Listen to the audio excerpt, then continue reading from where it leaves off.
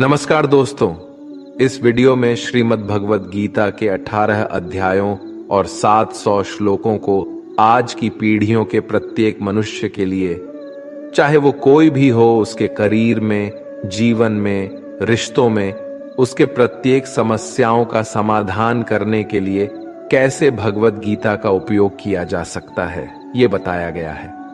दोस्तों, यहाँ पूरे 18 अध्यायों को शामिल किया गया है और हर एक अध्याय की शुरुआत से पहले मैं आपको बताऊंगा कि उससे आपको क्या सीखने को मिलेगा।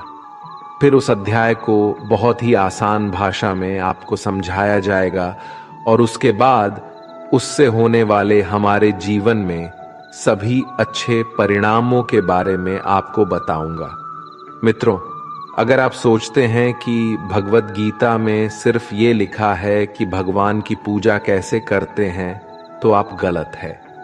क्योंकि भगवत गीता सिर्फ एक किताब या धार्मिक ग्रंथ नहीं है, बल्कि इसमें वो ज्ञान है जो इस पृथ्वी पर जीवन जीने वाले प्रत्येक व्यक्ति के लिए उपयोगी है।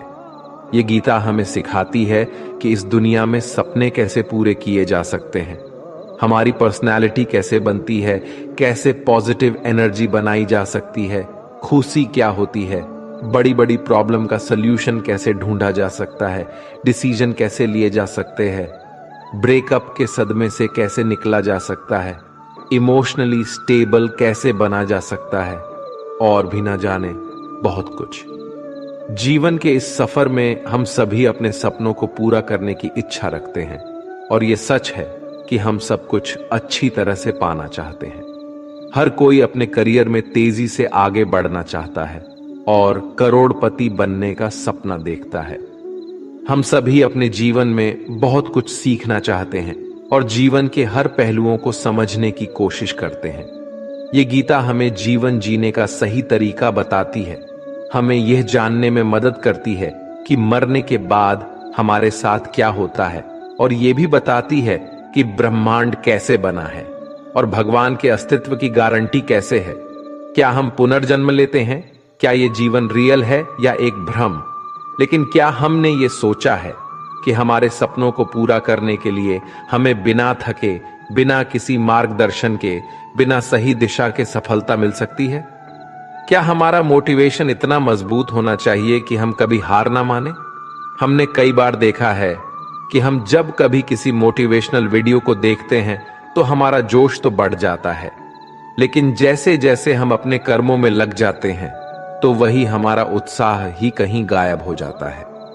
हमें अकेले काम करते समय मोटिवेशन की कमी महसूस होती है, तो इसलिए ये वीडियो लंबा हो सकता है, लेकिन यदि हम इसमें दिए गए रहस्य को समझ लें तो हमें किसी और मोटिवेशनल वीडियो की तलाश करने की आवश्यकता नहीं होगी और हमें अपने उस लक्ष्य की ओर बढ़ने में मदद मिलेगी जिससे हमें अपने जीवन में प्राप्त करना है। लेकिन ये समझने के लिए हमें ध्यानपूर्वक बैठकर इस वीडियो की बातों को सुनने और समझने का समय देना होगा।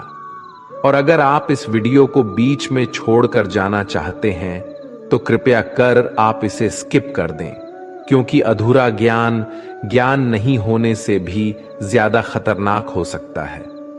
और भगवान श्री कृष्ण ने गीता में कहा है कि हमें किसी को जबरदस्ती गुप्त ज्ञान नहीं देना चाहिए। तो दोस्तों, इस सवाल का जवाब दीजिए।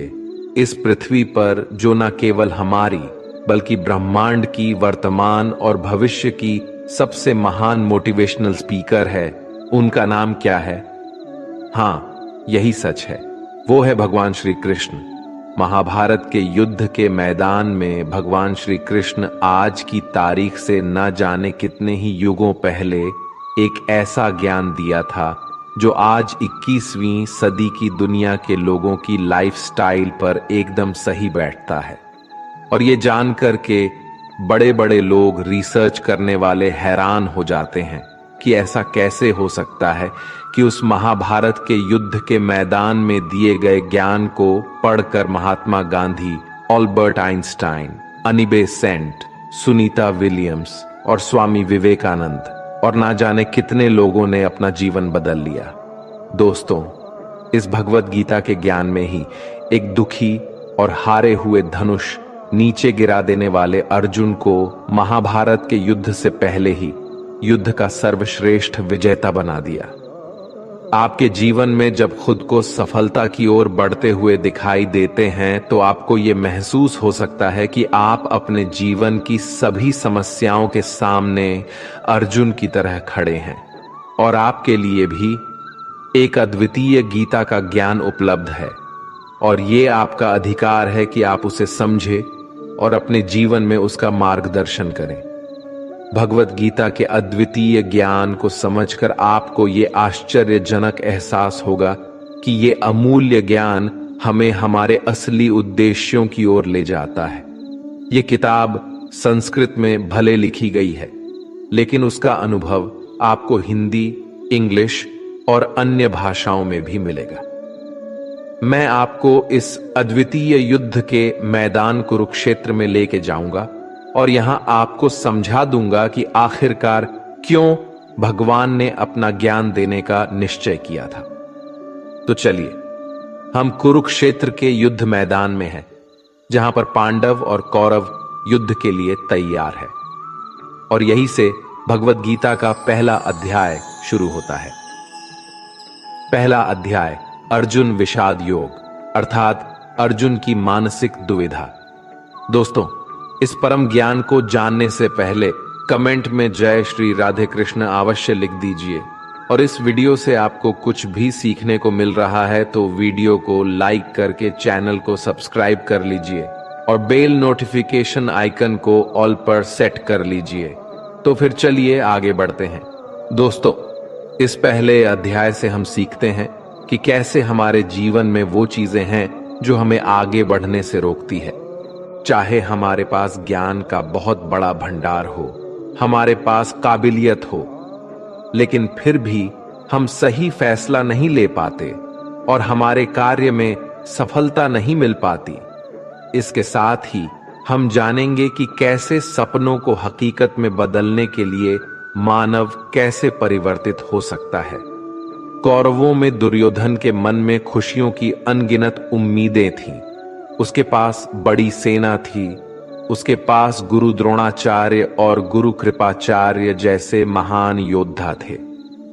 पांडवों की सेना में अर्जुन, भीम और पांडवों के पांचों भाइयों के साथ भगवान कृष्ण भी थे। अब ये युद्ध पूरी तरह से परिवार के बीच होने वाला युद्ध बना हुआ था। पांडव और कौरव दोनों एक ही बड़े परिवार के थे और इसके बावजूद हर किसी में जीतने का इरादा था। भगवान श्री कृष्ण के साथ अर्जुन ने अपनी सेना को सामने लाकर खड़ा किया ताकि वो देख सके कि उसको किन किन लोगों को मारना है। इस घड़ी में भगवान कृष्ण ने अर्जुन के रथ को मैदान के बीच में ले आए। वहां कुरुक्षेत्र के युद्ध मैदान में कौरवों की सेना में अर्जुन के सामने दादा भीष्म और गुरु द्रोणाचार्य खड़े थे और गुरु द्रोणाचार्य ने ही अर्जुन को तीर चलाना भी सिखाया था। अर्जुन ने युद्ध के मैदान में जिधर देखा वहां दोनों ही और परिवार वाले और गुरुओं के शिष्य ही नजर आ रहे थे। इस दृश्य को देखकर अर्जुन बहुत ही दुखी हो गए और कृष्ण से बोले कि यहां तो हर कोई मेरा सगा संबंधी है, मैं अपने ही लोगों को युद्ध में नहीं मार सकता। मुझे इस राज्य के लिए तो क्या, अगर कोई तीनों लोग भी दे दे तो भी मैं ऐसा युद्ध नहीं करूंगा जिसमें मुझे अपनों को ही मारना पड़े। गीता के इस पहले अध्याय से हमें यह सीखने को मिलता है कि वास्तविक सोच कैसी होती है। हमें कभी कभी नहीं पता होता कि हमारे काम करने का इरादा क्या है, हम किस चुनौती का सामना करेंगे, और जब हम किसी बुरी स्थिति का सामना करते हैं तो हम संयम खो बैठते हैं, घबरा जाते हैं और अपना वास्तविक धर्म भूल जाते हैं। भले ही अर्जुन युद्ध कला में माहिर थे और वो युद्ध करने के लिए मैदान में धनुष उठाने की कला को सिखाने वाले गुरु द्रोणाचार्य के शिष्य थे, लेकिन वे अपने लगाव के कारण कर्म का सही फैसला नहीं ले पा रहे थे। इससे हमें यह सीखने को मिलता है कि जब हम जीवन में आगे बढ़ने के लिए तैयार होते हैं तो हमें अपने लगाव को खुद से दूर रखना चाहिए। मित्रों, आप इसे इस तरह से समझ सकते हैं। मान लीजिए आपका दिल से किसी व्यक्ति से गहरा प्यार है, लेकिन वो व्यक्ति आपके प्यार को समझने का मन नहीं रखते। इस बदले में आपको उसके प्रेम को प्राप्त करने के लिए मोहित नहीं होना चाहिए, क्योंकि लगाव किसी भी रूप में हानिकारक हो सकता है। जब तक ये लगाव है तब तक आप अपने आत्मा के धर्म को पूरा नहीं कर सकते। गीता का दूसरा अध्याय सांख्य योग यानी कि पुरुष प्रकृति का विश्लेषण करना। मनुष्य 5 संख्या से बना है: आग, पानी, मिट्टी, हवा। अंत में मनुष्य इसी में मिल जाता है। भगवान श्री कृष्ण ने अर्जुन को बताया कि जीवन में सबसे बड़ा योग कर्म योग है। भगवत गीता के दूसरे अध्याय से हमें इमोशनल स्टेबिलिटी, आत्मा, मृत्यु, पुनर्जन्म और डिसीजन मेकिंग के बारे में सीखने को मिलता है। यहां हमें गुस्से के सबसे बड़े कारण और उनके समाधान के बारे में भी बताया गया है। जब अर्जुन ने युद्ध करने से मना किया तो सारथी श्री कृष्ण ने कहा, हे अर्जुन, ये तुम्हें अचानक से क्या हो गया है? तुम जैसे महान योद्धा के मुंह से ऐसी बातें शोभा नहीं देती। इसलिए अपने इस मन की कमजोरी को छोड़कर युद्ध के लिए फिर से खड़े हो जाओ। इस पर अर्जुन ने कहा कि इस युद्ध से बेहतर है कि मैं एक भिखारी बन जाऊं, क्योंकि मेरे पास यहां तक तो अपनी जिंदगी का कोई अहम मकसद ही नहीं है। मेरे पास सही और गलत का ज्ञान नहीं है, इसलिए मैं आपसे मार्गदर्शन मांगता हूं। श्री कृष्ण मुस्कुराए। क्या कोई इंसान उनसे कुछ मांग सकता है और वो नहीं देंगे? यहीं से शुरू होता है भगवत गीता का ज्ञान, जिसे आपको भी अर्जुन की भावनाओं को जानना और समझना चाहिए। श्री कृष्ण अर्जुन को बोले, क्या तुम अचानक से डर रहे हो? तुम्हें डरना नहीं चाहिए, क्योंकि ये लोग तुम्हारे मारने से ही मरेंगे और तुम्हें ही उन्हें मारना होगा। इन सब लोगों का पिछले जन्म से और आगे के जन्म के साथ कोई संबंध नहीं है। वे तुम्हारे जैसे अनादि है। इसलिए जैसे कि तुम अपने पुराने कपड़े बदलकर नए पहनते हो, वैसे ही आत्मा शरीर को छोड़ देती है। हे अर्जुन, तू किसी मरे हुए इंसान को जीवित नहीं कर सकता, क्योंकि जीवन और मृत्यु का नियंत्रण सिर्फ मेरे पास है। तू तो उनकी मौत का सिर्फ एक कारण है, और ये लोग मरने के बाद भी मेरे ही पास आएंगे, क्योंकि वे शरीर नहीं है, वो तो आत्मा है, और आत्मा को किसी भी तरीके से नष्ट नहीं किया जा सकता। आत्मा अगले जन्म के लिए इस शरीर को त्याग देती है, जिस प्रकार तू अपने पुराने कपड़े बदलकर नए पहनता है। इसी तरह से जैसे कोई कछुआ खुद को खुद में ही समेट लेता है, वैसे ही मनुष्य अपनी इच्छाओं को वश में कर लेता है। जो व्यक्ति अपने मन की सभी इच्छाओं और कर्मों के परिणामों को सोचना छोड़ देता है, वही स्थिर बुद्धि कहलाता है। जिसके मन से हर प्रकार का डर, भावना और क्रोध खत्म हो जाता है, वही मनुष्य शांत रहता है। जब हम अपनी इच्छाओं को पूरा करने के बारे में सोचते रहते हैं, तो हमें वो इच्छाएं अच्छी लगने लगती है, तो हमें उन इच्छाओं को पूरा करने का मन करता है। और जब उन इच्छाओं को पूरा करने में कोई रुकावट आती है, तो हमें गुस्सा आ जाता है, और गुस्से में हम खुद को खो देते हैं, और फिर हम अपने कर्म और धर्म को भूलकर अपनी स्थिति से नीचे गिर जाते हैं। लेकिन जो व्यक्ति अपनी इच्छाओं को वश में करके उनका गुलाम नहीं होता, उसका अंतर्मन शुद्ध रहता है और उसके दुख का अंत हो जाता है। और जब उसके सभी दुख समाप्त हो जाते हैं, तो उसकी बुद्धि स्थिर हो जाती है। लेकिन जिसकी इच्छाएं और कामनाएं उसके मन से नहीं जाती हैं, वो मनुष्य कभी शांत नहीं हो पाता। और जब शांति ही नहीं मिल पाएगी, तो वो खुश कैसे रहेगा? उसकी हालात तो वो नाव की तरह होती है, जिसको उसकी इच्छाओं की किसी भी दिशा में ले जाने की छूट मिल सकती है।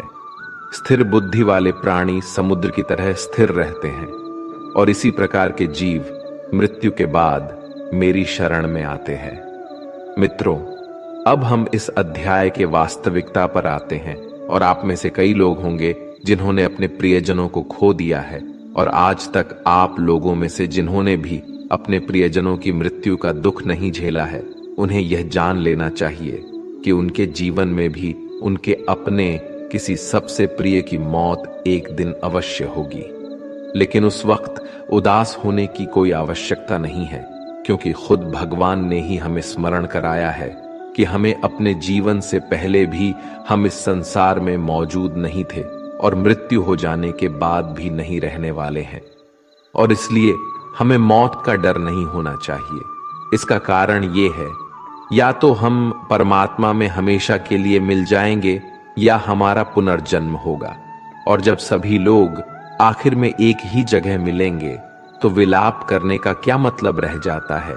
और यही प्रकृति का नियम भी है। और आपको स्मरण रहे कि हम कोई शरीर नहीं है, हम तो केवल आत्मा है और उस परमात्मा के अंश है। और अगर हमें बनाने वाला ईश्वर है तो हमें उनमें ही मिलने का प्रयास करना चाहिए, उनमें ही लीन हो जाना चाहिए। यह संसार तो एक भ्रम है जिससे उस परमात्मा ने बनाया है। हमने देखा था कि अर्जुन निर्णय लेने में असमर्थ थे।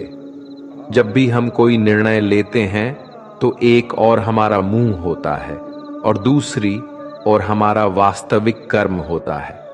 और इस खेल में हम वो नहीं कर पाते हैं जो हमारा असली काम होता है और जो हमें जीवन में सफलता के मार्ग पर आगे बढ़ने में मदद करता है।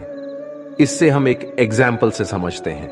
मान लीजिए आपको अपने घर से दूर कहीं किसी और शहर में शिक्षा के लिए या नौकरी के लिए या अपने किसी लक्ष्य को पूरा करने के लिए जाना पड़ रहा है, तो आपको अपने परिवार का मोह तो छोड़ना ही पड़ेगा।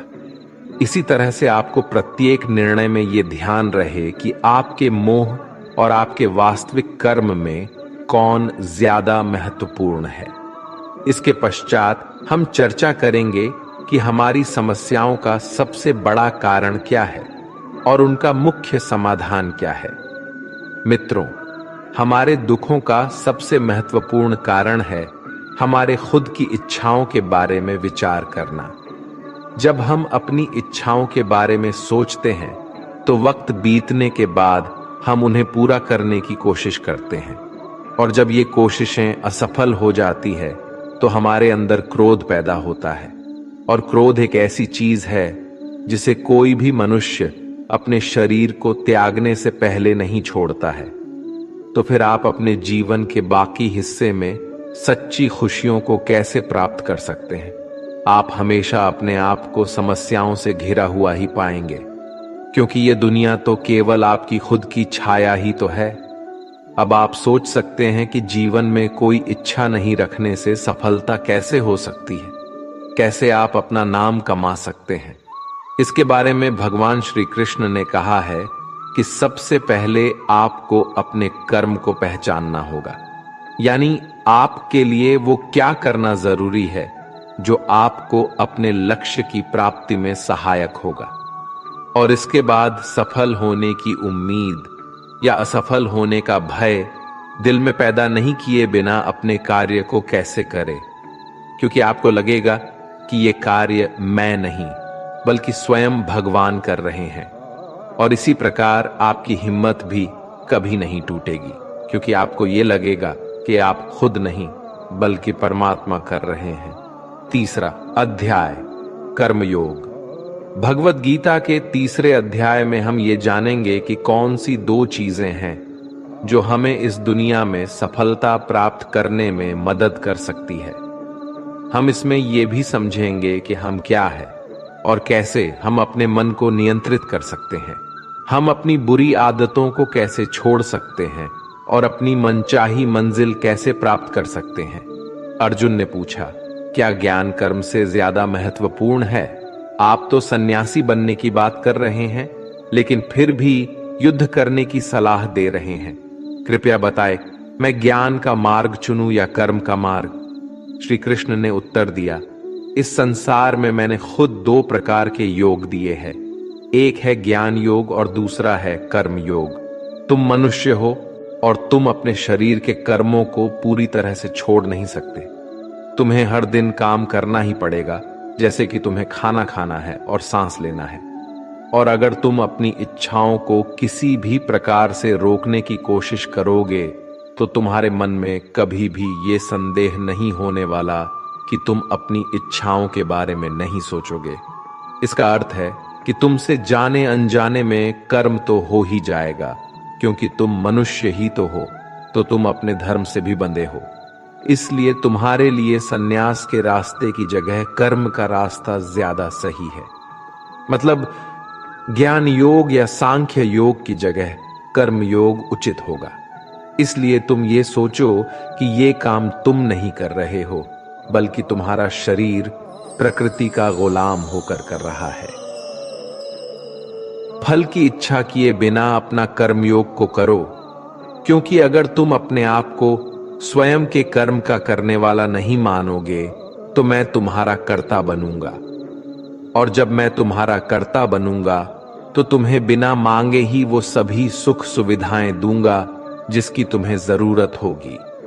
अगर तुमने बिना मेहनत किए ही सुख सुविधाओं और राज्य का भोग किया तो तुम एक चोर की भांति हो जाओगे और तुम कभी परमात्मा यानी कि मुझसे नहीं मिल पाओगे, मुझ में लीन नहीं हो पाओगे।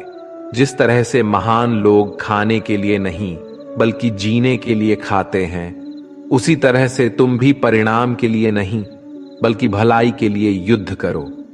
हे अर्जुन, तुम मनुष्य में सबसे बड़े हो, इसलिए जैसा तुम करोगे ठीक वैसा ही तुम्हारी संतान या आने वाली सभी पीढ़ियां करेंगे।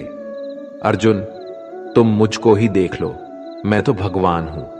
मुझे भला किसी काम को करने की क्या आवश्यकता है, पर मैं इसलिए अपना काम करता हूं क्योंकि मनुष्य की आत्मा मेरा ही तो एक छोटा सा हिस्सा है, और जैसा मैं करूंगा वैसा ही फिर मनुष्य करेगा, और इस तरह से तो पूरी सृष्टि ही नष्ट हो जाएगी। कोई अगर तुम्हारा साथ भी ना दे या तुम्हारी बुराई भी करे तो तुम उनको बिना कुछ कहे सिर्फ अपना कर्म करते जाओ, और ऐसा करने पर वो मनुष्य भी कुछ समय बाद तुम्हारे जैसा ही करना शुरू कर देगा। जो मनुष्य ये सोचता है कि वो कर्म खुद कर रहा है, उससे बड़ा मूर्ख और दुखी इस दुनिया में कोई नहीं है, और ज्ञानी लोगों के द्वारा ऐसे मूर्खों पर कभी ध्यान नहीं देना चाहिए। इसलिए हे अर्जुन, तू भी अपने आप को इस कर्म के बंधन में ना बांधकर बिना किसी आशा के, दया के और पश्चाताप के इस युद्ध को लड़। हे अर्जुन, खुद का धर्म और कर्म दूसरों के धर्म और कर्म से ज्यादा अच्छा और बड़ा समझा जाना चाहिए, भले ही हमारे द्वारा खुद के धर्म और कर्म के पालन करने में कोई कमी या कसर क्यों ना रह गई हो। अर्जुन ने फिर से पूछा कि अगर मनुष्य परमात्मा का अंश है तो उससे गलतियां क्यों हो जाती है और वो बुरे काम क्यों करता है। भगवान श्री कृष्ण बोले कि मनुष्य शरीर भोग विलास करना चाहता है, क्योंकि उसकी प्रकृति वैसे ही है जैसे अगर उसकी कामना पूरी नहीं होती तो वो गुस्से में आ जाता है, और जिस तरह धुएं की वजह से आग दिखाई नहीं देती, उसी तरह क्रोध और काम की वजह से मनुष्य को अपना कर्म, धर्म और ईश्वर दिखाई नहीं देते, और इसी वजह से क्रोध और कामनाओं में आकर मनुष्य अपनी इंद्रियों और मन पर कंट्रोल खो देता है और ना चाहते हुए भी बुरे काम और गलतियां कर बैठता है। हे अर्जुन, तुम हमेशा याद रखना, इस शरीर से ज्यादा शक्तिशाली है इसकी इंद्रियां, इंद्रियों से ज्यादा शक्तिशाली है मन, और मन से शक्तिशाली है बुद्धि, और बुद्धि से ज्यादा शक्तिशाली है तुम, यानी कि तुम्हारी आत्मा। इसलिए हे अर्जुन, तू अपनी आत्मा से अपनी बुद्धि को वश में कर तो तुम्हारी बुद्धि मन को वश में करेगी, और फिर मन तुम्हारे इंद्रियों को वश में करेगा, और इंद्रियां तुम्हारे शरीर को, यानी कि तुम्हारे बुरे कर्मों को। मित्रों, श्री कृष्ण द्वारा कही गई बातों को अगर हम आज के परिवेश में देखें तो इस दुनिया में परिणाम दो चीजों से आती है, ज्ञान और कर्म, यानी कि नॉलेज और एक्शन। आज की दुनिया में हम दोनों चीजों को जोड़कर देखें तो हमारे लिए एक्शन भी उतनी ही जरूरी है जितना ज्ञान यानी कि नॉलेज। ज्ञान का मतलब ये नहीं है कि आप कुछ भी उठाकर पढ़ लिया, बल्कि नॉलेज का मतलब तो ये है कि आप ये सबसे पहले जान लें कि आपके लक्ष्य क्या है, आपकी काबिलियत और आपकी समस्या क्या क्या है, और इन सब को मिलाकर अपने लक्ष्य तक पहुंचने की आपकी प्लानिंग क्या क्या है। यह है आपकी ज्ञान यानी कि नॉलेज। इसके अलावा आपको एक और चीज ध्यान में रखनी है कि आप शरीर नहीं हो, आप केवल एक आत्मा हो। आपकी आत्मा यानी कि आप खुद अपनी अच्छी बुरी भावनाओं, अपने विचार से भी बहुत ऊपर हो। और अगर आप इस तरह से सोचोगे तो अवश्य ही आपकी समस्याएं दूर हो जाएंगी और वो बहुत छोटी लगने लगेगी। इस अध्याय में आगे बढ़ने पर हम दूसरे रास्ते के बारे में जानेंगे। श्री कृष्ण कहते हैं कि हमें कभी ये नहीं सोचना चाहिए कि कर्म हम कर रहे हैं, हमें ये सोचना है कि हमारे द्वारा ईश्वर कर रहे हैं। और जब हम इस तरह से सोचेंगे तो हमारे जीवन में दो अच्छे प्रभाव होंगे। पहला ये कि आप अपनी मेहनत के परिणाम को लेकर आपको कोई भी टेंशन नहीं होगी, और दूसरा ये कि आप अपने मन को स्थिर करके सबसे ज्यादा मेहनत करने लगोगे। सभी शब्दों की बजाय ये आपको समझना चाहिए कि आपको कभी भी अपने कर्मों के परिणामों पर खुश या दुखी होने का अधिकार नहीं है, क्योंकि श्री कृष्ण के उपदेशों के अनुसार मनुष्य को केवल कर्म करने का अधिकार है। इसके साथ ही आप किसी भी बुरी आदत से कैसे मुक्त हो सकते हो, इसका विचार करें। इसे बहुत ही सरल शब्दों में समझाया जा सकता है। आप अपने आप को भगवान का छोटा सा अंश अर्थात आत्मा ही समझे, और इसके बाद आप जब अंतर ध्यान से यानी अपने आत्म के ध्यान से अपने मस्तिष्क को नियंत्रित रखोगे और मस्तिष्क से अपने मन को, और फिर जब आपका मन आपके शारीरिक इंद्रियों को नियंत्रित कर लेता है तो बुरी आदतों को छोड़ना कुछ भी मुश्किल नहीं होगा। अध्याय 4 ज्ञान कर्म संन्यास योग यानी सगुण भगवान का प्रभाव और कर्म योग का विषय। भगवत गीता के 4थे अध्याय से हमें यह ज्ञात होता है कि भगवान कब और किस रूप में पृथ्वी पर आते हैं, और यहां तक कि गुरु से ज्ञान कैसे प्राप्त किया जा सकता है और ज्ञान क्यों जरूरी है। श्री कृष्ण ने अर्जुन से कहा, है अर्जुन, मैंने इस महान गीता ज्ञान को बहुत पहले बताया था, लेकिन समय के साथ वो ज्ञान समाप्त हो गया है। इस पर अर्जुन श्री कृष्ण से पूछते हैं, कृपया बताइए कृष्णा, आप तो अब वर्तमान काल में हैं, तो आप बहुत पहले के समय में ऐसा कैसे कर सकते हैं। श्री कृष्ण ने उत्तर दिया, हे अर्जुन, तुझे ये नहीं पता कि तेरे और मेरे कितने जन्म हो चुके हैं। जब इस संसार में धर्म का अस्तित्व संकट में होता है, तब मानव रूप में अधर्म का नाश करने के लिए इस धरती पर आता हूं और कर्म करके अपने शरीर को यहीं छोड़कर वापस जाता हूं। जैसे कोई शिष्य मुझे अत्यधिक प्यार करता है, उसी तरह से मैं अपने शिष्यों से अत्यधिक प्यार करता हूं। हालांकि मैंने इस संसार को बनाया है, लेकिन मैं ये नहीं सोचता कि ये मेरे द्वारा बनाया गया है। इसलिए मनुष्य को कर्म करते समय ये कभी नहीं सोचना चाहिए कि मैं कर रहा हूं। वो मनुष्य जो किसी कर्म के फल और सुख दुख के परे होकर कर्म करता है, वही सबसे बड़ा है। जिसके पास अपने शरीर पर कोई अहंकार नहीं होता, वो अपनी इंद्रियों को नियंत्रित करता है, वही व्यक्ति सबसे श्रेष्ठ होता है। और अर्जुन जो इस भूमि पर खुश नहीं रह सकता, वो कहीं भी खुश नहीं रहता।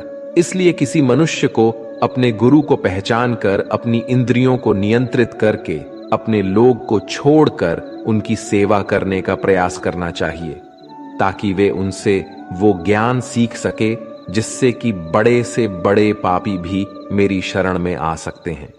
जिस प्रकार आग सूखी हुई लकड़ी को जला देती है, उसी तरह से गुरु से प्राप्त किया गया ज्ञान अज्ञानता को दूर कर देता है।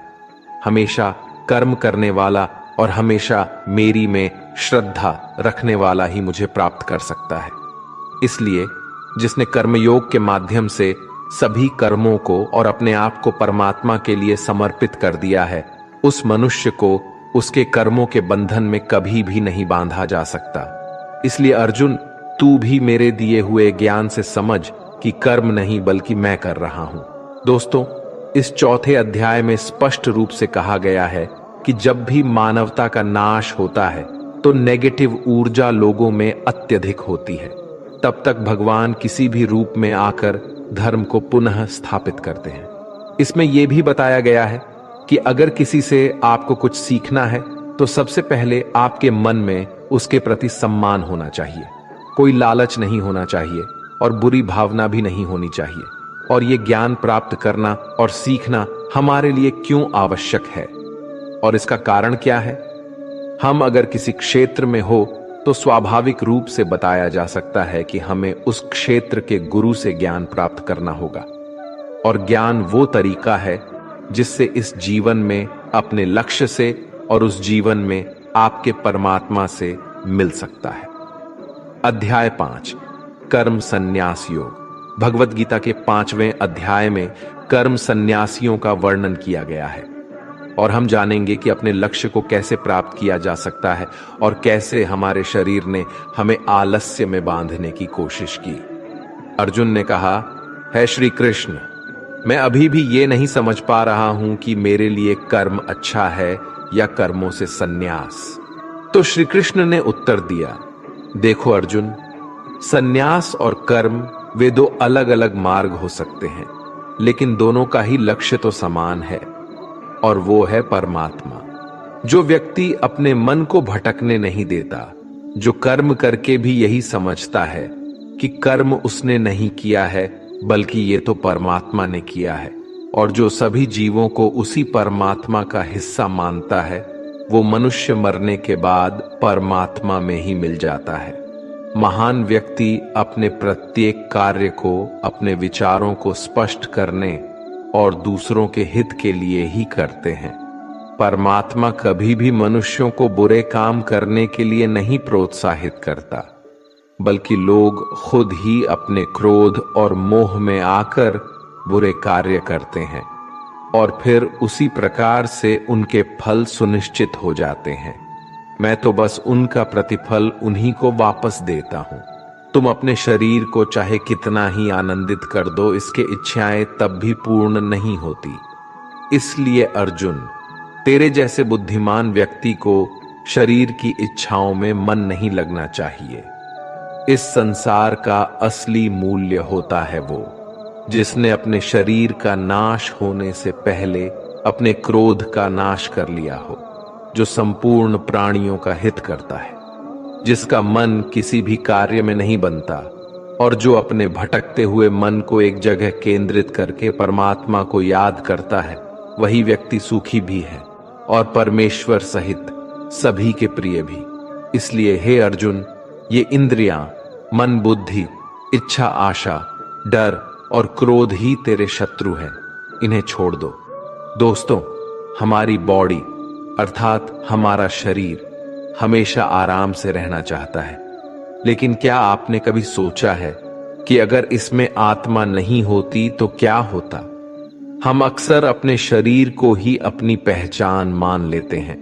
हम कहते हैं, ये मेरी आंखें हैं, ये मेरे हाथ है, और जब हमारा शरीर हमें आराम करने के लिए बोलता है तो हम सो जाते हैं।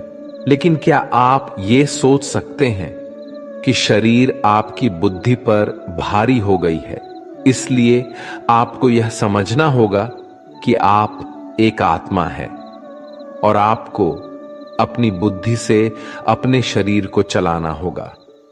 दोस्तों, जो रास्ते भगवत गीता में दिखाए जा रहे हैं वे मानवों को परमात्मा से मिला देते हैं। अगर आप इन सभी बातों को अपने जीवन में अपनाते हैं तो आप अपने सपनों को पूरा करने की दिशा में एक कदम आगे रहोगे।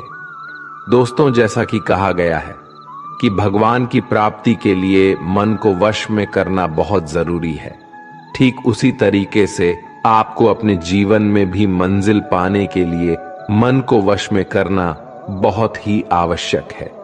श्रीमद् भगवत गीता अध्याय 6, आत्म संयम योगा।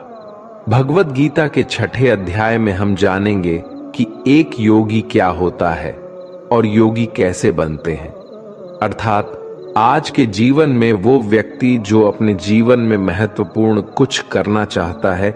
इसके साथ ही हम ये भी जानेंगे कि क्या होता है अगर आपने इस जीवन में बहुत मेहनत की लेकिन फिर भी आपका सपना पूरा नहीं हुआ। श्री कृष्ण बोले, केवल अपने सांसारिक कर्मों को त्यागने वाला ही योगी नहीं होता। इसका मतलब है कि योगी वही होता है जो अपने कर्मों को त्याग कर आत्मा की ओर बढ़ता है।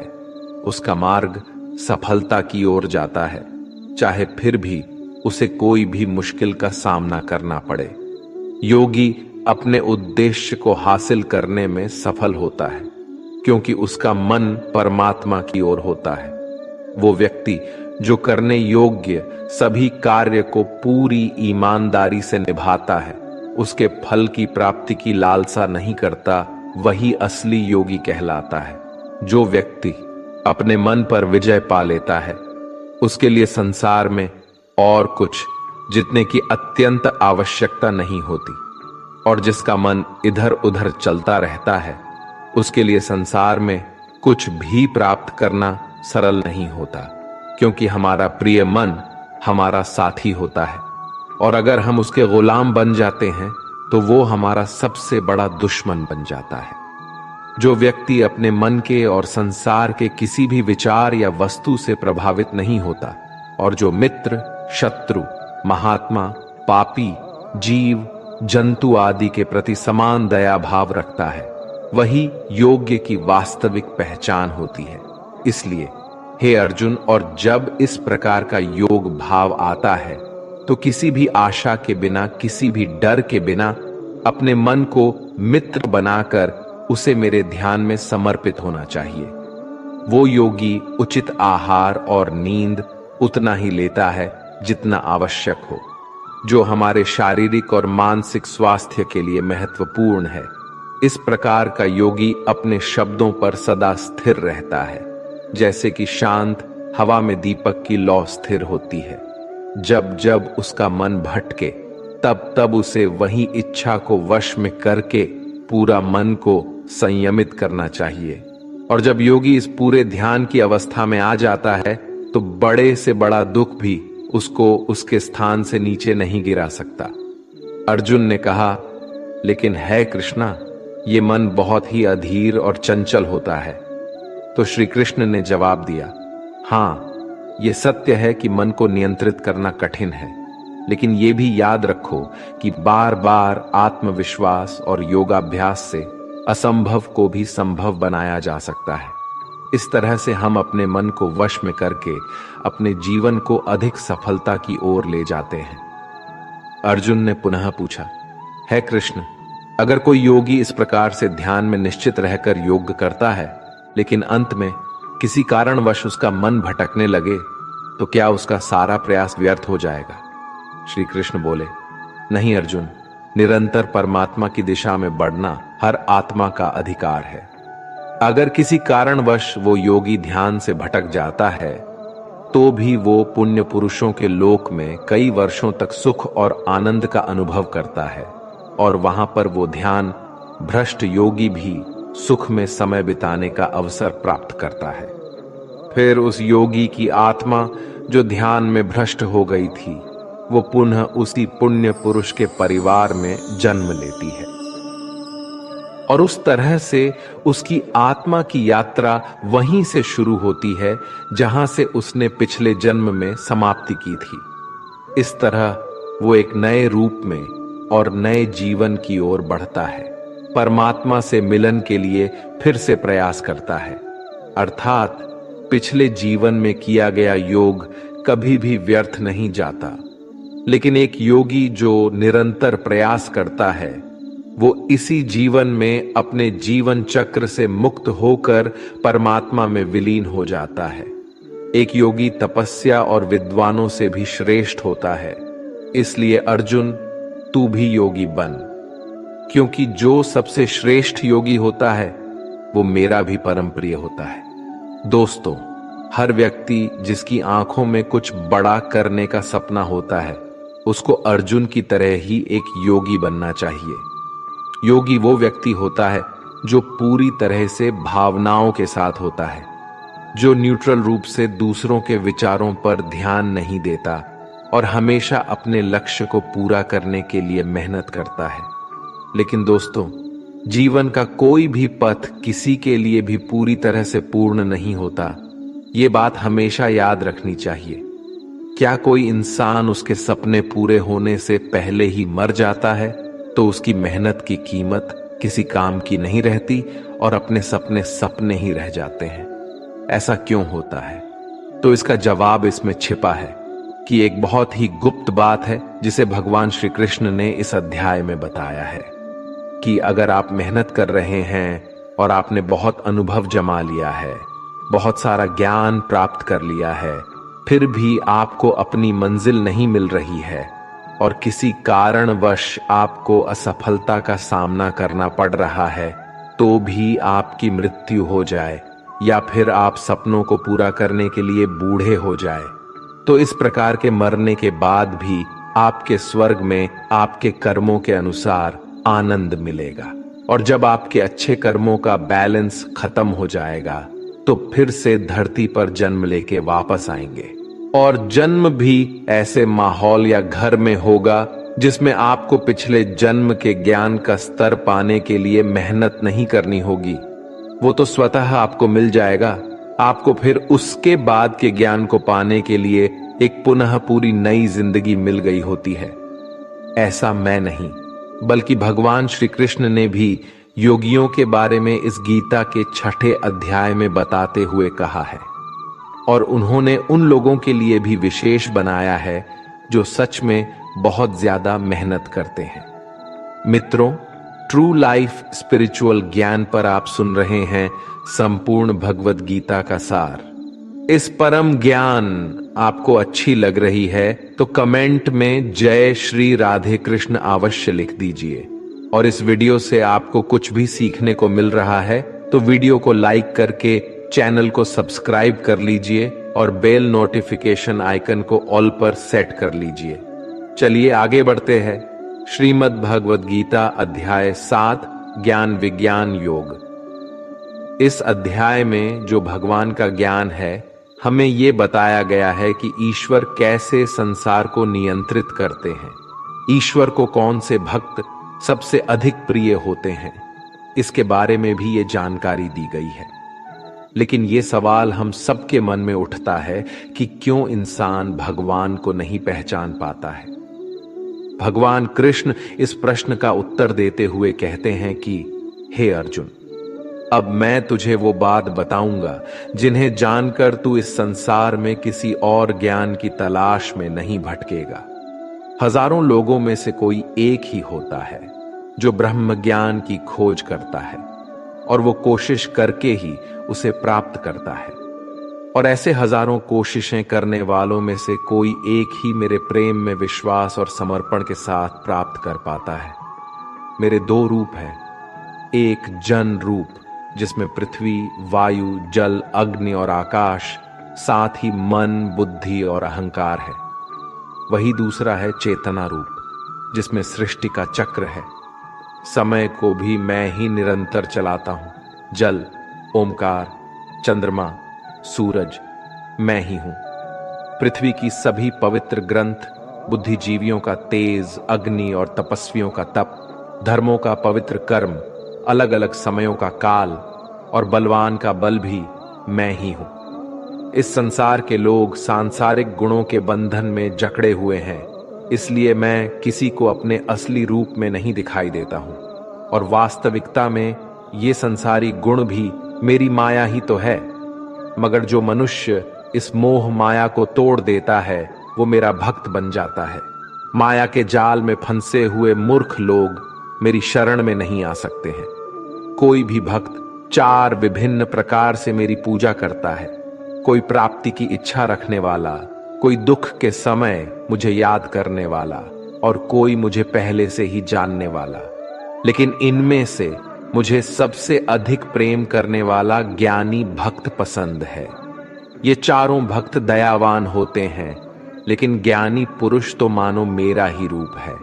और ज्ञानी भक्तों में से वो व्यक्ति भी शामिल है जिन्होंने मुझे बहुत सारे जन्मों से माना है और मृत्यु उसके बाद भी उनकी आत्मा मुझ में ही मिल जाती है। जो भक्त किसी इच्छा की पूर्ति के लिए किसी देवता की पूजा करते हैं, उनकी आस्था में मैं वही देवता बना देता हूं और उस भक्त को अंततः वो देवता प्राप्त हो जाते हैं। इस फल की अवधि समय सीमित होती है। अगर कोई भक्त मेरी पूजा करने के लिए किसी भी तरह का प्रयास करता है तो मैं उसे अपना बना लेता हूं, जबकि दूसरी तरफ वे मूर्ख जो मुझे जन्म लेने और मरने वाला मानते हैं वो मुझे प्राप्त नहीं कर पाते हैं। मैं भूतकाल, वर्तमान और भविष्य को जानता हूं, हालांकि श्रद्धा रहित लोग मुझे नहीं जान सकते। वे भक्त जो सांसारिक मोह और माया को छोड़कर उच्च कर्मों का अभ्यास करके मेरी भक्ति करते हैं, वे मृत्यु से मुक्त होकर मुझ में ही लीन हो जाते हैं। जब आप अपने जीवन में कोई लक्ष्य स्थापित करते हैं तो समय बीतने के बाद वो लक्ष्य भूलने की आशंका हो सकती है, क्योंकि विभिन्न विचारों और कार्यों की बहुत अधिक चिंता होती है। भगवान श्री कृष्ण ने ये बताया है कि माया के जाल में फंसे व्यक्ति भगवान को भूल जाते हैं और इसी तरह कई बार अपने महत्वपूर्ण लक्ष्य को भी भूल जाते हैं और उन्हें लगता है कि उन्होंने जो लक्ष्य निर्धारित किया है वो तो बेकार है, व्यर्थ है। वो सोचते हैं कि लाइफ तो केवल मजे लेने के लिए है, क्या पता कल रहूं ना रहूं, और इस तरह की सोच रखने वाले व्यक्ति को गीता में मूर्ख कहा गया है, जो इतना भी नहीं जानते ये जो डिस्ट्रैक्शन है या ये जो भटकाव है ये मेहनत करने वालों को बस आजमाता है और ज्यादातर लोग इसी भटकाव में बंद करके रह जाते हैं। वहीं दूसरी तरफ जो लगातार बिना डिस्ट्रैक्ट हुए कठिन परिश्रम करता है वही व्यक्ति सफलता को प्राप्त कर पाता है और इसके मन को शांति प्राप्त होती है। अध्याय 8 अक्षर ब्रह्म योग। इस अध्याय में हम जानेंगे कि भगवान क्या है और उन्हें कैसे प्राप्त किया जा सकता है, देवता क्या होते हैं और इस संसार का कारण क्या है। ये सभी बातें हम इस अध्याय में सीख सकते हैं। अर्जुन ने पूछा, है कृष्णा, परम ब्रह्म क्या होता है? आध्यात्म का स्वरूप क्या होता है? कर्म क्या होता है? यह संसार कैसे चलता है? और देवता कौन होते हैं? इसलिए इस अध्याय में अर्जुन के इन सभी प्रश्नों के उत्तर भगवान श्री कृष्ण द्वारा दिए गए हैं। श्री कृष्ण कहते हैं कि जीवों की वास्तविकता ही अध्यात्म होती है। कर्म हमारे द्वारा पास्ट में किया गया त्याग होता है जिसका परिणाम हमें वर्तमान में मिलता है। उसी तरह से हमारे वर्तमान में किए गए कर्म या त्याग वो भविष्य में मिलने वाले परिणामों को ही जन्म देते हैं। इस संसार का निर्णय करता वो मैं ही हूं और जब कोई व्यक्ति अंत के क्षण में अपने मन में वही भाव और अपने ध्यान को उसी भाव में स्थिर करके शरीर को छोड़ता है तो वो उसी भाव को प्राप्त करता है। इसलिए मुझे याद करने वाले हमेशा मेरे पास आते हैं। इसलिए अर्जुन, तू भी मुझ में ही ध्यान कर और युद्ध करके तू मुझे ही पाएगा। वे लोग मुझे सदैव याद करते हैं, वे सरलता से मेरे पास आते हैं और जो मेरे पास आते हैं उनके जन्म मरण का चक्र समाप्त हो जाता है। उनके सारे दुख हमेशा के लिए खत्म हो जाते हैं। श्रीमद् भगवद गीता के अनुसार सहस्त्र युग अहर यद्ध ब्राह्मणों विदु, अर्थात ब्रह्मा का एक दिन 1000 महायुग के बराबर होता है। इसके अनुसार ब्रह्मा का एक दिन 4 अरब 32 करोड़ 100 वर्ष होता है। इसी प्रकार इतनी ही अवधि ब्रह्मा की रात्रि की भी होती है। ब्रह्मा के एक दिन की सुबह में ही संपूर्ण संसार का निर्माण होता है और रात के प्रारंभ में ही वो संसार फिर से ब्रह्मा में ही समा जाता है और इस चक्र में लगातार पुनर्जन्म का चक्र चलता ही रहता है। लेकिन जो मेरे भक्त होते हैं उन्हें शीघ्र ही इस चक्र से मुक्ति मिल जाती है। इसलिए हे अर्जुन, मैं तुझे वो 2 मार्ग बताता हूं जिससे लोग या तो मोक्ष को प्राप्त करते हैं या फिर से इस संसार में उन्हें वापस आना पड़ता है। जब सूर्य का प्रकाश होता है तो शुक्ल पक्ष चल रहा होता है और सूर्य उत्तरायण में होता है जब कर्म योगी जो शरीर छोड़ने वाला होता है मेरे पास हमेशा के लिए आ जाता है, और जब रात्रि होती है तो कृष्ण पक्ष आता है और सूर्य दक्षिणायन में मौजूद होता है। उस समय पर कर्मयोगी अपने शरीर को त्याग कर परलोक में जाते हैं और वहां बहुत समय तक आनंद सुख भोगते हैं। फिर संसार में उन्हें वापस आना ही पड़ता है। केवल एक योगी ही इस रहस्य को समझकर सभी कर्मों के फलों के मोह को छोड़कर परम ब्रह्म में मिल पाता है। अब हम इस चैप्टर को आजकल के समय में देखें तो वो लोग जो अपने लक्ष्य को हमेशा के लिए यादगार बनाना चाहते हैं, उन्हें बहुत ही मेहनत करनी पड़ती है, क्योंकि जैसा श्री कृष्ण ने बताया है, ये संसार का चक्र बहुत बड़ा है और लोग आते जाते रहते हैं। लेकिन वे लोग जो अपने जीवन में अद्वितीय निश्चय रखते हैं, उन्हें ज्ञान योगी और कर्म योगी बनना होता है। ब्रह्मा का एक दिन बहुत लंबा होता है। इसका मतलब है कि यह ब्रह्मांड बहुत पहले से मौजूद है और बहुत आगे तक चलेगा, और हमारा जीवन इस ब्रह्मांड के सामने बहुत छोटा होता है। इसलिए हमें ऐसा नहीं होने देना चाहिए कि हम सिर्फ अपने सपनों में खो जाएं और ब्रह्म के दिन की शाम हो जाए। अध्याय 9, राजविद्या राजगुह्य योग। ये अध्याय हमारे मानसिक और आत्मिक जीवन को उसके स्वभाव और दिव्यता के साथ जोड़ता है और उसके मध्य संतुलन को बनाए रखना सिखाता है। इस अध्याय में हम ये भी जानेंगे कि जब हम अलग अलग देवी देवताओं की पूजा करते हैं तो इससे क्या होता है, तो ऐसा क्यों करते हैं और उसके परिणाम क्या होते हैं। श्री कृष्ण कहते हैं, वो मनुष्य जो मुझ में श्रद्धा नहीं रखते, वो इस संसार में बार बार दुख झेलने के लिए आते जाते रहते हैं। मैं इस संसार को बार बार उत्पन्न और समाप्त करता हूं। मैं ही मनुष्यों को उनके कर्मों के अनुसार फल देता हूं, पुनर्जन्म देता हूं। लेकिन मुझे अपने कार्य का कोई भी घमंड नहीं है। मैं ऐसा करते हुए भी इस कर्म के बंधन में नहीं फंसता।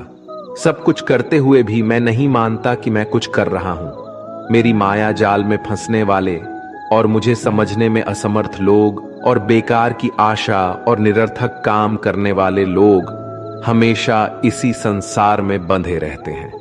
वो वेदों को पढ़कर स्वर्ग की प्राप्ति के लिए मेरी पूजा करते हैं। वे लोग इंद्रा के स्वर्ग के सुख का आनंद उठाते हैं, लेकिन उनके स्वर्ग के सुख तब तक ही बने रहते हैं जब तक कि उनके मानव जीवन के पुण्य समाप्त नहीं हो जाते हैं। और जब उनके पुण्य समाप्त हो जाते हैं तो उन्हें फिर से इसी पृथ्वी पर जन्म लेने का अवसर मिलता है। किंतु जो मुझे मतलब परमेश्वर को ही सब कुछ मानकर अपने कर्म फल को त्याग कर निरंतर प्रेम करते हैं, मैं उनकी न केवल सभी आवश्यकताओं को पूरा करता हूं, बल्कि उन्हें सदैव मेरी शरण में स्थान देता हूं। भूतों और पितरों को पूजने वालों का ज्ञान कम होता है और वो फिर से इस मृत्युलोक में आते ही है। इसलिए अर्जुन, यदि तू कुछ भी कर्म करता है और दान देता है तो उसे मुझ में स्मरण करके कर, तो वो मुझे ही प्राप्त हो जाएगा। मेरे लिए प्रिय और अप्रिय सब बराबर है। यहां तक कि अगर कोई बहुत ही अत्याचारी हो, चाहे स्त्री हो या पुरुष, चाहे राजा हो या भिखारी, वो मुझ में ही समर्पित होकर इस अनंत सागर को पार कर पाता है। इस प्रकार अगर तू खुद को मुझ में अर्पित करेगा तो मैं ही तुझे प्राप्त होऊंगा। मित्रों, इस अध्याय में श्री कृष्ण कहते हैं कि जो कोई भी भक्त सच्चे मन से किसी ईश्वर में पूजा और आदर उस ईश्वर के प्रति रखता है, तो मैं उसके इस भक्ति को उस ईश्वर से जोड़ देता हूं। अध्याय 10, विभूति योग। ये अध्याय बहुत ही महत्वपूर्ण है, क्योंकि इस अध्याय में भगवान श्री कृष्ण अपने दिव्य रूप की महत्वपूर्ण चर्चा करते हैं और अर्जुन को उनकी महिमा का दर्शन कराते हैं। ये अध्याय हमें ये बताता है कि भगवान कैसे हमारे चारों ओर मौजूद हैं और हमारे जीवन में उनका साक्षात्कार कैसे किया जा सकता है। वैसे तो आपने कई बार सुना है कि भगवान ऐसे हैं, भगवान वैसे है, सभी जगह है, प्रत्येक कण में है। श्री कृष्ण कहते हैं, हे अर्जुन, तू मेरा सच्चा मित्र है और मुझसे प्रेम करता है, इसलिए अब मैं तुझे स्वयं का वास्तविक परिचय देता हूं। मेरे जन्म के बारे में किसी को नहीं पता, लेकिन जो ये जानता है कि मैं कभी नहीं जन्म लेने वाला और कभी भी नहीं मरने वाला हूं, वही सबसे बड़ा ज्ञानी है। ज्ञान और मूर्खता सत्य और झूठ, सुख और दुख, मन और बुद्धि, रचना और नाश, कृति और अपमान सहित सभी भाव वास्तव में मैं ही हूं। इस जगत में जिस किसी ईश्वर की पूजा की जाती है वो असलियत में मैं ही हूं। दोस्तों, इस अध्याय में भगवान ने हमें ये दिखाया है कि वे हमारे जीवन के हर पहलू में मौजूद हैं।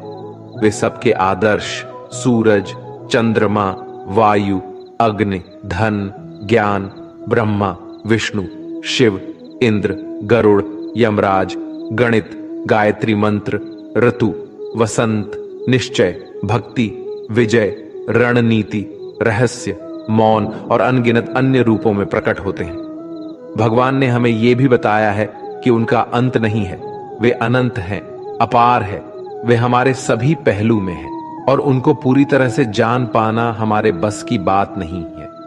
श्री कृष्ण अर्जुन से कहते हैं, हे अर्जुन, मुझे पूरा जानना तेरे लिए किसी काम का नहीं है।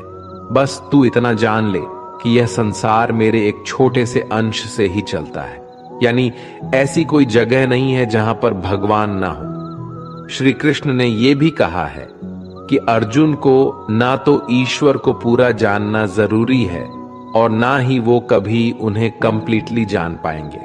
मित्रों, अगर हम इसे अपनी लाइफ में इस तरह से रिलेट करें कि जैसे भगवान ने कहा है कि मैं अनंत हूं और तू उतना ही जान जितना तेरे लिए आवश्यक है, बिल्कुल उसी तरह से आपको भी अपनी लाइफ में उन चीजों में अपने टाइम और एनर्जी वेस्ट नहीं करनी है जो आपके लिए आवश्यक नहीं है, जो आपके कर्म से हट करके है।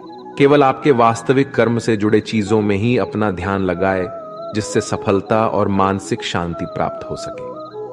अध्याय 11, विश्व रूप दर्शन। इस अध्याय में भगवान श्री कृष्ण अर्जुन को अपने दिव्य रूप का दर्शन कराते हैं। ये दृश्य अर्जुन को भगवान की महानता और अद्भुत रूप का अनुभव कराता है। इसमें भगवान के विराट रूप के बारे में हमें जानने को मिलेगा। अर्जुन श्री कृष्ण से कहते हैं, हे कृष्ण, आपके दिए हुए ज्ञान से मेरे सारे संदेह दूर हो गए हैं, लेकिन अगर संभव हो तो मैं आपका महान रूप देखना चाहता हूं। तो श्री कृष्ण कहते हैं, हे अर्जुन, परंतु इन मानवों की आंखों से ये सब नहीं देख पाएगा तू, इसलिए मैं तुझे ये सब देखने के लिए दिव्य नेत्र प्रदान करता हूं। मित्रों, इसके बाद जो अर्जुन ने देखा उसके वास्तव में कल्पना भी नहीं की जा सकती है। ईश्वर का ना तो कोई आरंभ था और ना ही कोई मध्य और ना ही कोई अंत था। उस रूप से इतना प्रकाश निकल रहा था जितना हजारों सूरज भी मिल जाए तो भी उतना ना निकल पाए। अर्जुन ने कई संसार को श्री कृष्ण में समाहित होते हुए देख पाए। फिर अर्जुन ने हाथ जोड़ते हुए श्री कृष्ण से कहा कि है परमात्मा, मैं आपके शरीर में सभी देवों को, सभी मनुष्यों को देख पा रहा हूं, लेकिन आपके शरीर का तो ना कोई आरंभ दिख रहा है, ना कोई मध्य है और ना ही कोई अंत। आप में हर तरह के अस्त्र शस्त्र है, हर तरह के प्रकाश और सूर्य है। स्वर्ग और धरती के बीच का पूरा आकाश मानो आपसे ही भर गया है। कई देवता के समूह आप में प्रवेश कर रहे हैं तो कई लोग भयभीत होकर हाथ जोड़े खड़े हैं। आपके अनंत हाथ, पैर, पेट, आंखों वाले मोह रूप को देखकर समस्त सृष्टि सहित मैं भी व्याकुल हो रहा हूं। यहां तक कि मैं पांडवों को और कौरवों की पूरी सेना के महान योद्धाओं का अंत होकर आप में जाता हुआ देख पा रहा हूं। आपके ये विकराल रूप इस संपूर्ण ब्रह्मांड को अनंत ऊर्जा दिए जा रहा है कृष्ण, इतने रूपों में आप कौन से हो? मैं आपको कैसे पहचानूं? फिर श्री कृष्ण कहते हैं, मैं तो हर जगह हूं और मैं ही समय हूं। इन सभी योद्धाओं की मौत को पहले ही लिख चुका हूं।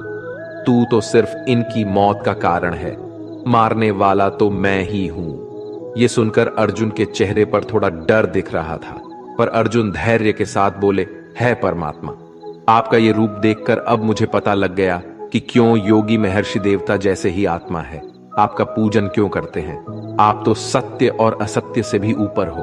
आपके इस रूप की व्याख्या करने के लिए मेरे पास शब्द ही नहीं है। आप ही इस संसार के पालनकर्ता और विनाशक हो। आपको हर दिशा से नमस्कार है, स्वीकार कीजिए, क्योंकि ना तो कोई आपका आदि है और ना ही अंत। आपको कोटि कोटि नमन। हे प्रभु, मुझे भय है कि मैंने अज्ञानता में आपको मित्र कृष्ण कहा है और कई बार लोगों के सामने आपका मजाक भी उड़ाया है। मुझे आपके इस सत्य का पता नहीं था, इसलिए अगर संभव हो तो आप मुझे क्षमा कीजिए। जैसे पिता पुत्र को क्षमा कर देता है, उसी तरह आप भी मुझे क्षमा कर दीजिए। हे प्रभु, आपके इस रूप को देखकर मैं खुश भी हो रहा हूं और मैं भयभीत भी हूं। अतः कृपा करके आप अपना प्रसिद्ध चतुर्भुज विष्णु रूप के दर्शन दीजिए, जिसमें आपके मुकुट, चक्र और गदा के साथ आपको देखने की अभिलाषा है। फिर श्री कृष्ण कहते हैं कि हे अर्जुन, मैंने तेरे आग्रह पर वो रूप दिखाया है जिसको आज तक कोई मनुष्य नहीं देख पाया है और ना ही कभी देख पाएगा। तू मेरे इस रूप को देखकर इतना व्याकुल मत हो जाना और भयभीत भी मत हो जाना। और अब तेरी ये इच्छा भी पूरी कर रहा हूं, अब तू मेरी चतुर्भुज विष्णु रूप देख। भगवान श्री कृष्ण ने इस प्रकार से अपना चतुर्भुज रूप अर्जुन को दिखाया और उसका साहस बनाया और अनंत रूप से अर्जुन की व्याकुलता को भी दूर किया। अब अर्जुन कहते हैं कि हे कृष्ण, अब मैं आपके इस रूप को देखकर मुझे तृप्ति मिल गई है। तो फिर कृष्ण बोले, अर्जुन, जो चतुर्भुज रूप तुमने अभी देखा है, उसे देखने के लिए तो देवता भी कामना करते हैं। इस चतुर्भुज रूप को किसी भी यज्ञ, दान, तप और वेद से देखा जा सकता है, परंतु अर्जुन, जो तेरी तरह मेरा परम भक्त है, वो अंत में मुझे ही प्राप्त होता है, इसलिए ये रूप तुम देख पाए हो। मित्रों, गीता के इस अध्याय से आप आज के टाइम में भी ये सीख सकते हो कि अगर हम सच्चे मन से मेहनत करते हैं तो कई बार सफलता को पाने के बाद हमें लगता है कि हमने इतनी मेहनत कर ली, और जब सफलता आती है और तब लगता है कि ये तो ज्यादा ही मिल गया, मैंने तो इतना मेहनत नहीं किया था। और मित्रों, यही महान लोगों का एक सद्गुण होता है कि वो मेहनत तो करते हैं, लेकिन उनको यह भी आभास नहीं होता कि कितनी मेहनत कर लिया उन्होंने। यही महान लोगों की महान सोच होती है। अध्याय 12, भक्ति योग। इस अध्याय में भगवान हमें बताते हैं कि भक्ति के माध्यम से ही हम उन्हें प्राप्त कर सकते हैं। हमें भगवान के प्रति विश्वास, प्यार और समर्पण दिखाना चाहिए। इससे हमें ये सीखने को मिलता है कि हमें भगवान के प्रति भक्ति और प्यार बढ़ाने का प्रयास करना चाहिए। जो व्यक्ति हर तरह के सुख और दुख, वस्त्र और मित्रता, लाभ और हानि, मोह और इच्छा, हर तरह के मौसम से दूर रहता है और सभी प्राणियों को एक समान नजरिए से देखता है, और जो अपने मन और इंद्रियों को पूरी तरह से वश में रखता है, वही परम आनंद को पाता है। जो निंदा और प्रशंसा को एक समान समझता है, किसी भी स्थान पर किसी भी आहार के साथ रह सकता है, वो भक्त मेरे लिए बेहद प्रिय है। और उनमें से भी जो निष्काम भाव से अपने कर्म मेरी सेवा में लगाते हैं, वही भक्त मेरे लिए श्रेष्ठ है। इस अध्याय में हमें यह भी सिखाया गया है कि हमें अपने पूर्व अनुभवों से सीखने की कोशिश करनी चाहिए। एक छात्र या एक व्यक्ति जो अपने जीवन में कुछ महत्वपूर्ण करना चाहता है, उसे कम खाना चाहिए और हर प्रकार की भावनाओं के साथ होना चाहिए। खुद के लक्ष्य को कैसे प्राप्त करना है, केवल यही सोचना चाहिए, और ये तभी प्राप्त हो सकता है जब हम भगवान के प्रति विश्वास, प्यार और समर्पण करते हैं। अध्याय 13, क्षेत्र क्षेत्र विभाग योग। इस अध्याय में भगवान हमें आत्मा और शरीर के बीच के अंतर की बात करते हैं। हमारी आत्मा शरीर के परे है और हमें इसे समझना चाहिए। ये हमें सिखाती है कि हमारे शरीर से भी ज्यादा हमारी आत्मा ज्यादा असली है और हमें इसके साथ मिलकर जीना चाहिए। इस अध्याय से हमें ये ज्ञान मिलता है कि कैसे हमारे कर्मों के परिणाम की रचना होती है। श्री कृष्ण हमें बताते हैं ये शरीर एक क्षेत्र है, जैसे कि खेत एक क्षेत्र होता है। खेत में हम बीज बोते हैं और उसके सही समय पर फल होता है। इसी तरह हमारे जीवन में भी हम कर्म के बीज बोते हैं और उसका सही समय पर हमें फल मिलता है। इसलिए शरीर को क्षेत्र कहा गया है। इस क्षेत्र और क्षेत्रज्ञ के ज्ञान को विभिन्न तरीकों से विद्वानों द्वारा व्याख्या किया गया है, जिसमें 5 महाभूत मन, बुद्धि, अहंकार और सभी इंद्रियां शामिल हैं। साथ ही सुख, दुख, चेतना, शरीर, धैर्य और विकार भी इसमें शामिल है। श्री कृष्ण कहते हैं, परम ज्ञान क्या होता है? इसका उत्तर मैं तुझे दूंगा। मानव में कोई भी गुण हो, वो गर्व करने योग्य नहीं होता। हमें किसी भी प्राणी को सताने का कोई अधिकार नहीं है। हमें दूसरों के प्रति क्षमा भाव रखना चाहिए। हमें गुरु की सेवा करनी चाहिए। हमारी मन और वाणी में सरलता होनी चाहिए। हमारे मन और सभी इंद्रियों को पूरी तरह से नियंत्रित होने चाहिए। हमें खुद को किसी भी भावना में नहीं बहने देना चाहिए। हमें संतान, जीवन साथी, घर और धन में मोह नहीं करना चाहिए। हमें अच्छे और बुरे में समान भाव रखना चाहिए और ऐसे लोगों से दूरी बनानी चाहिए जो किसी के साथ स्वार्थपूर्ण होते हैं। हमें एकांतवास में अपने मन को शुद्ध करना चाहिए और हमें परमेश्वर में पूरी तरह समर्पित और ध्यान मग्न रहना चाहिए। हे अर्जुन, अब मैं तुझे परम ब्रह्म के बारे में कहूंगा जो सर्वव्यापी है। वो सब इंद्रियों के साथ भी इंद्रियों के बिना है और वो निर्गुण होकर भी सभी गुणों के साथ है। वो सभी सजीवों और निर्जीव में है। वो दूर भी है और पास में भी है, लेकिन फिर भी जानने में नहीं आता। वो है ब्रह्म की तरह जीवन उत्पन्न करता है, विष्णु की तरह है पालन करता है और शंकर की तरह विनाश भी करता है। वो अलग अलग कालों में होते हुए भी एक जैसा लगता है और एक ही काल में भी अलग अलग तरह का होता है। ये माया का भी महामाया है, परम से भी परम है और सभी प्राणियों के साथ उनके हृदय में निवास करता है। परंतु इसके बाद भी ये जानने योग्य है कि हे अर्जुन, इस प्रकृति और पुरुष का भी कोई आरंभ नहीं है, क्योंकि प्रेम और घृणा और तीनों तरह के गुण, यथार्थ, सतर्ज और तम भी प्रकृति से ही आते हैं। कार्य और कार्यों को करने वाली इंद्रियां भी प्रकृति से ही उत्पन्न होती है।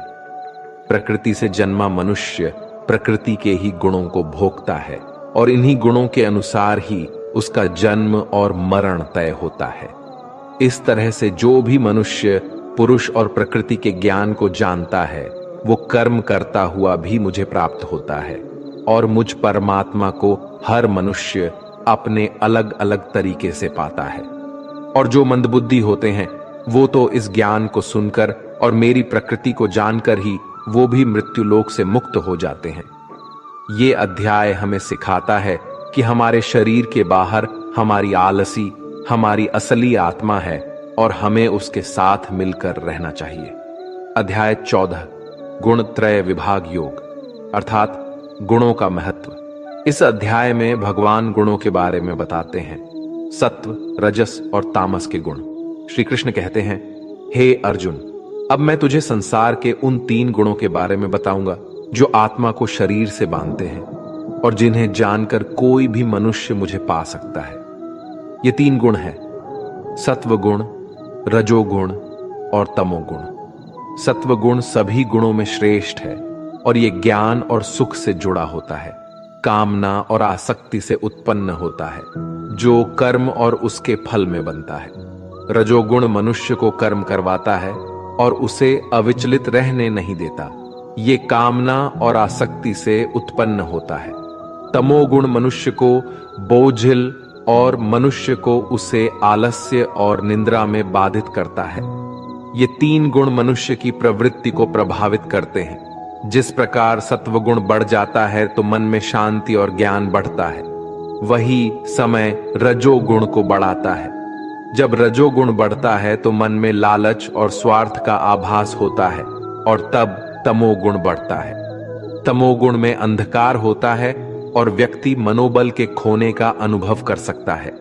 ये 3 गुणों को वश में कर जो व्यक्ति इन 3 गुणों के बारे में जानता है, तब वो अपने कर्तव्य को पालन करते हुए संसार से मुक्त हो जाता है और मुक्त होकर वो परम ब्रह्म को प्राप्त होता है। दोस्तों, ये तीनों गुण सभी के जीवन में महत्वपूर्ण है।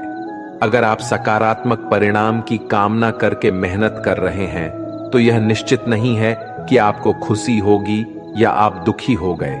इसलिए इस अध्याय से हमें यह सीखने को मिलता है कि हमें सत्वगुण को विकसित करना चाहिए, जो शांति और ज्ञान का प्रतीक है, जिससे हमारे जीवन में आध्यात्मिक उन्नति होती है और समय समय पर हम अपने गुणों की परीक्षा करके उन्हें सुधार सकते हैं। अध्याय 15 पुरुषोत्तम योग। इस अध्याय में भगवान हमें आत्मा की अमरता के बारे में बताते हैं। हमारी आत्मा हमारे शरीर से बड़ी होती है। श्री कृष्ण कहते हैं कि हमारा आत्मा अविनाशी है और इस संसार में हमारे कर्म हमारे भविष्य को प्रभावित करते हैं। हमें इस बारे में जागरूक रहना चाहिए और ये समझना चाहिए कि हमारे कर्मों के परिणाम हमारे अगले जन्म में हमें प्राप्त होते हैं। इसलिए हमें सत्वगुण, रजोगुण और तमोगुण को समझने और उनका संतुलन बनाए रखने का प्रयास करना चाहिए। आत्मा हमें मुक्ति की ओर ले जाती है और हमें अपने कर्मों को सावधानी से चुनना चाहिए ताकि हम सब कुछ सही दिशा में ले जा सके। इसी तरह से हम परम ब्रह्म की प्राप्ति कर सकते हैं और सभी व्यक्ति के अंतर्निहित परमात्मा को पहचान सकते हैं। इस अध्याय से हमें यह सीखने को मिलता है कि हमें सत्वगुण को बढ़ाने का प्रयास करना चाहिए और अपने अंदर के तमोगुण और रजोगुण को कम करने का प्रयास करना चाहिए, जिससे हम अपने जीवन में सफलता और आत्मा की मुक्ति की दिशा में आगे बढ़ सके। अध्याय 16 द्वासुर संपद विभाग योग, अर्थात गुणों का विभेद। इस अध्याय में भगवान हमें दैव्य और असुरी प्रकृति के बारे में बताते हैं। दैव्य प्रकृति वाले लोग धर्म, सच्चाई और प्रेम को प्राथमिकता देते हैं, जबकि असुरी प्रकृति वाले लोग अहंकार, क्रोध और द्वेष की दिशा में आगे बढ़ते हैं। श्री कृष्ण कहते हैं कि दैव्य स्वभाव वाले लोग अपने मन को शुद्ध रखते हैं, परमात्मा को याद करते हैं और सुख दुख को समान भाव से सहते हैं। वे धर्म का पालन करते हैं और दूसरों को कभी कष्ट नहीं पहुंचाते। उनमें अहंकार नहीं होता और वे सबको बराबर मानते हैं। विरोधाभास, क्रोध, आसक्ति और अज्ञान से युक्त असुरी स्वभाव वाले लोग दुश्मनी करते हैं और लोगों को कष्ट देते हैं। वे धर्म का अनादर करते हैं और बुरे कर्म करते हैं। वे हमेशा मोह में रहते हैं। हमें समझना चाहिए कि दैव्य स्वभाव का पालन करके हम अपनी आत्मा को मुक्ति दिला सकते हैं, जबकि असुरी स्वभाव से हम मोह के बंधनों में फंस सकते हैं। इस अध्याय से हमें ये सीखने को मिलता है कि हमें दैव्य स्वभाव का पालन करना चाहिए और आसुरी स्वभाव से बचना चाहिए। इस अध्याय से हमें ये भी सीखने को मिलता है कि हमें सात्विकता का अनुसरण करना चाहिए और आपसी सम्मान, धर्म और शांति की दिशा में अग्रसर होना चाहिए। राजस और तामस की ओर नहीं बढ़ना चाहिए, क्योंकि ये हमें बंधनों में फंसा सकते हैं। अध्याय 17 श्रद्धा त्रिय विभाग योग, अर्थात श्रद्धा का महत्व। ये अध्याय भगवद गीता का अहम अध्याय है, जो हमें श्रद्धा और धारण के महत्व के बारे में सिखाता है। श्रद्धा का अर्थ होता है विश्वास, और ये हमारे जीवन में अत्यधिक महत्वपूर्ण है। इस अध्याय में भगवान हमें ये बताते हैं कि हमें अपने कर्मों को ईमानदारी से करना चाहिए और अपनी धारणाओं में स्थिर रहना चाहिए। हमें भगवान के लिए आदर्श बनना चाहिए और विश्वास से उनका पालन करना चाहिए। इससे हमारे जीवन में सुख, शांति और सफलता की प्राप्ति होती है। श्री कृष्ण अर्जुन से कहते हैं, हे अर्जुन, हमें कर्मों को सही तरीके से करना चाहिए और उन्हें ईश्वर के लिए समर्पित करना चाहिए। श्रद्धा और हमारे पूर्व कर्म हमारे जीवन को पूर्ण बनाते हैं और हमें ईश्वर के प्रति प्यार और आस्था का एहसास कराते हैं। इसलिए श्रद्धा से ही हम सफलता को प्राप्त कर सकते हैं और हमें हमारे कर्मों को ईश्वर के लिए समर्पित करना चाहिए। हमें अपने जीवन में सच्ची और दिल से आस्था बनानी चाहिए, क्योंकि वो हमें आदर्श और आदर देती है जो अंततः हमारे जीवन को संवारती है। अध्याय 18 मोक्ष संन्यास योग। दोस्तों, इस अध्याय में हमें त्याग और संन्यास के बीच परस्पर संबंधों के बारे में बताया गया है और इसलिए ये अध्याय बहुत ही ज्यादा महत्वपूर्ण हो जाता है, क्योंकि त्याग और संन्यास के रास्ते भी मोक्ष की प्राप्ति की जा सकती है। अब वो कैसे? चलिए इस अध्याय में जानते हैं। वास्तव में त्याग और संन्यास एक ही है। इस पूरे गीता ग्रंथ का सार आपको इसी विचार में मिलेगा, इसलिए आपको इस अध्याय को ध्यान से सुनना चाहिए। अर्जुन ने सवाल किया, हे कृष्णा, मुझे त्याग और संन्यास के बारे में जानना है, कृपा करके इसके बारे में बताइए। श्री कृष्णा ने कहा, हे अर्जुन, इस संसार में कुछ लोग कर्मों के फलों को छोड़ने को ही त्याग कहते हैं, और अगर कर्मों को ही त्याग दें तो उसको संन्यास कहते हैं। कुछ लोग सभी कर्मों को दोष भरे मानकर उनका त्याग करने के लिए बोलते हैं, और कुछ लोग ये बोलते हैं कि यज्ञ, तप और दान वाले कर्म कभी भी नहीं त्यागना चाहिए। इसलिए अर्जुन, अब तू मेरे से त्याग और संन्यास को अच्छी तरह से समझ। इन दोनों में सबसे पहले मैं त्याग के बारे में बताऊंगा, और ये त्याग भी 3 तरह के होते हैं, सात्विक, राजस और तामस। यज्ञ, तप और दान ये तीनों त्याग के योग्य नहीं है, बल्कि फल की इच्छा के बिना किया जाता है। यज्ञ, तप और दान यही सात्विक त्याग कहे जाते हैं। मतलब जो शास्त्रों में दिया गया कर्म और धर्म है, जिसमें फल और आसक्ति नहीं है, उसको सात्विक त्याग कहा जाता है। किसी अन्य कारण के लिए अगर किसी कर्म का त्याग किया जाता है तो उसे तामस त्याग कहते हैं। जो व्यक्ति किसी भी काम से ना तो प्रेम करता है और ना ही नफरत करता है, वही सच्चा त्यागी होता है। मनुष्य शरीर कितना भी प्रयास कर ले, वो फिर भी पूरी तरह से कर्म को छोड़ नहीं सकता, जैसे कि सांस लेना। इसलिए कर्मों के फलों को छोड़ देना ही सच्चा त्याग होता है। जो लोग कर्म फलों का त्याग इस संसार में नहीं करते, उनके कर्म फल मृत्यु के बाद भी उनका पीछा नहीं छोड़ते। इसीलिए कर्मों के फलों को छोड़ देना ही सच्चा त्याग होता है। जो लोग कर्मों के फल को छोड़ने का ये मार्ग नहीं चुनते, उनके कर्म फल मृत्यु के बाद भी उनके साथ रहते हैं। इसलिए हमें अंततः अपने कर्म के फल की कामना को त्याग देना चाहिए। दोस्तों, अगर इस वीडियो से आपने कुछ भी सीखा हो तो कमेंट में जय श्री राधे कृष्णा अवश्य लिख दीजिए, और वीडियो को लाइक और शेयर कीजिए, और चैनल को सब्सक्राइब करके बेल नोटिफिकेशन आइकॉन को ऑल पर सेलेक्ट कर लीजिए। धन्यवाद।